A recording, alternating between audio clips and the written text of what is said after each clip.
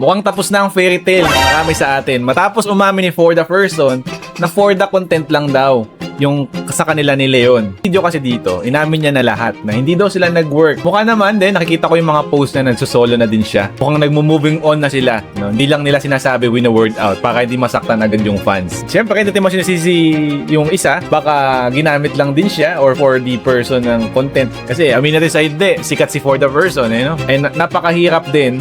Sa maiksing panahon, gumana agad yung relationship nila. No? Ang bilis kasi ng mga pangyayari. May mga mall show na sila. Meron na silang fan page. Ewan ko, no? Balik na lang kayo sa ibang lab team muna, guys. No? Kasi syempre, isa kayo sa mga umasa, balik na lang muna kayo sa iba. No? And let's be real dito, guys. No? Hindi naman din talo si Forda. No? Dahil sikat pa din naman siya.